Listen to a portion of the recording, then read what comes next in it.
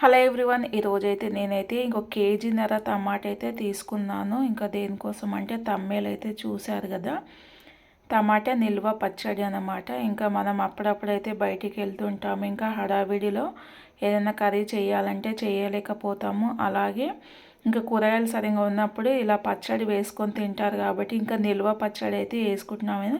ఇంకా టమాటాలు అయితే పోషక పదార్థాలు చాలా ఉంటాయి, ఇంకా మీకైతే తెలుసు కాబట్టి ఇంకా కిలోన్నర టమాటాలు అయితే మంచిగా వాష్ చేసుకొని ఇలా అయితే కడిగేసుకున్నాను. మనకు 6 months వరకు స్టోరేజ్ ఉండేటట్టు ఖరాబ్ కాకుండా ఎలా చేసుకోవాలో చెప్తాను. మరి ఫస్ట్ టైం నా వీడియో చూస్తున్నారో ప్లీజ్ లైక్ చేయండి, సబ్స్క్రైబ్ చేయండి, కామెంట్ చేయండి. మీకు ఎలాంటి చట్నీస్ కావాలో కూడా చెప్పండి, చేస్తాను. ఫ్రిడ్జ్లో అయితే పెట్టుకుంటే మనకు 6 months వస్తుంది, బయట అయితే పెట్టుకుంటే మనకు 3 months అనేది వస్తుంది అన్నమాట. ఇంకా మనమైతే చట్నీ చేసేద్దాం ఇప్పుడు. ఇక పొయ్యి మీద అయితే గిన్నె అయితే పెట్టేసుకున్నాను. నేనైతే ఆయిల్ అయితే ఏం వేయట్లేదు. ఇంకా ఈ కట్ చేసుకున్న టమాటా మొత్తం ఇంకో దీంట్లో అయితే వేసుకుందాము.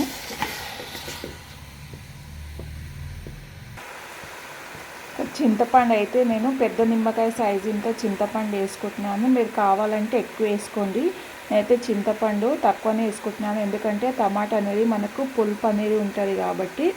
మీరు టమాటా రెడ్డి కావాలంటే రెడ్డి తీసుకోండి, లేదంటే కొంచెం ఇలా దూరగా ఉన్నది తీసుకోవాలంటే ఇలా కూడా తీసేసుకోండి అన్నమాట.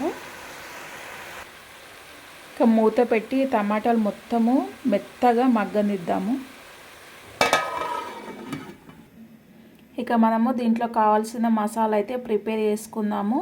ఒక 3 స్పూన్స్ అయితే జీలకర్ర వేసుకున్నాను, 2 స్పూన్స్ ఆవాలు తీసుకున్నాను, 2 స్పూన్స్ మెంతులు అయితే తీసుకున్నాను. ఇవి మంచిగా మనం ఫ్రై చేసుకొని ఇంకా మిక్స్ అయితే పట్టేసుకుందాం.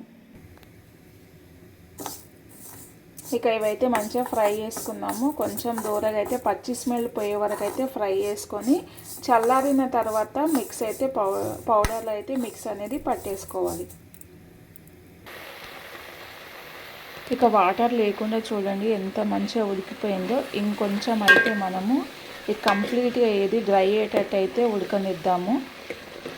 మూత అయితే అవసరం లేదు, మూత లేకుండానే చేసుకుందాము. ఇంకో 2 నుంచి 3 minutes వరకు బాగా ఉడకనిద్దాము. చూడండి అసలు ఎలాంటి వాటర్ లేకుండా, ఆయిల్ లేకుండా, ఓన్లీ టమాటాలు వచ్చే రసం కూడా మనము ఇది మొత్తము ఉడికేటట్టు మంచిగా మెత్తగా ఇలా మ్యాష్ అయితే చేసుకుందాము.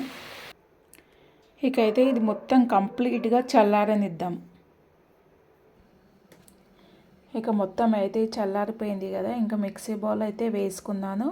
ఇంకా దీంట్లో అయితే ఉప్పు అయితే సరిపడంతా వేసుకోండి, కావాలంటే తర్వాత కూడా వేసుకోవచ్చు. నేనైతే 1/2 స్పూన్ అయితే ఉప్పు వేసుకుంటున్నాను. ఇంకా కారం పొడి కూడా మీ టేస్ట్ మీ రుచిని బట్టి కారం పొడి వేసుకోండి. 1 స్పూన్ అయితే కారం పొడి వేసుకుంటున్నాను. అలాగే ఇంకొంచెం అయితే యాడ్ చేసుకుంటున్నాను, 1.5 స్పూన్ కారం పొడి కూడా వేసుకొని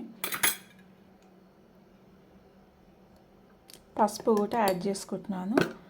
ఇంకా దీంతో పాటు దీంట్లో కొంచెము నేను ఒక 4-5 వెల్లుల్లి కూడా వేసుకుంటున్నాను.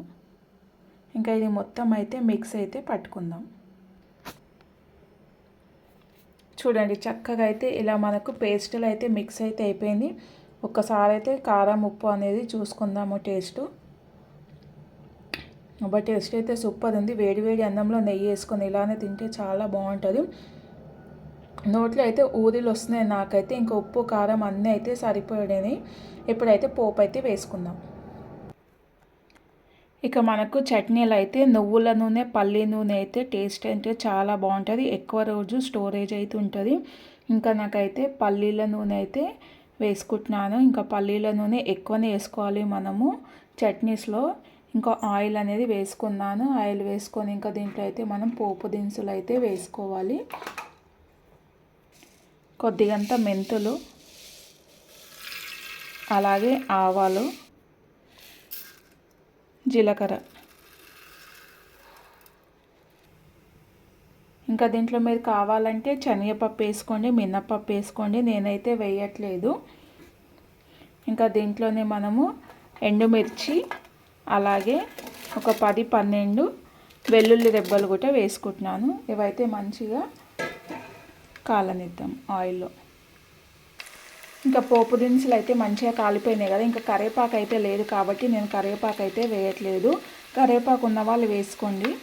ఇంకా ఇది మిక్సర్ అనేది టమాటా మిక్సర్ మొత్తం దీంట్లో వేసుకొని కలుపుకుందాము. చాలామంది పోపు అనేది ఎలా వేసుకుంటారంటే ఇది పోపు వేసుకున్నాక చల్లారిన తర్వాత ఇంకా దీంట్లో కలుపుకుంటారు. అలా కాకుండా ఇది కూడా దీంట్లో వేసి ఆయిల్లో ఒక మీడియం ఫ్లేమ్ పెట్టి 5 నుంచి 10 నిమిషాలు ఉడకనిస్తే మనకు చట్నీ అనేది చాలా రోజు నిల్వ ఉంటుంది, బూజు పట్టక ఉంటుంది.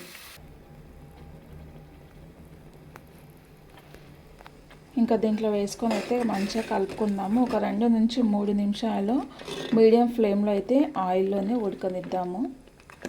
చూడండి, ఆయిల్ అయితే మొత్తము ఉడికేసి ఇలా పైకి అనేది తేలుతున్నప్పుడు అయితే స్టవ్ అనేది ఆఫ్ చేసుకొని మొత్తం చల్లారిన తర్వాత ఇంకా సీసం గాజు పాత్ర ఉంటే గాజు పాత్ర, జారి ఉంటే జారి, లేదంటే ఏమి లేకుంటే ఇంకా బాక్స్ ఉంటే బాక్స్లో వేసేసుకొని పెట్టుకోవడం. అంటే స్టీల్ బాక్స్లో అయితే వేయకూడదు, బూజు అనేది పడుతుంది. ఏ చట్నీ అయినా సరే వేయకూడదు అనమాట.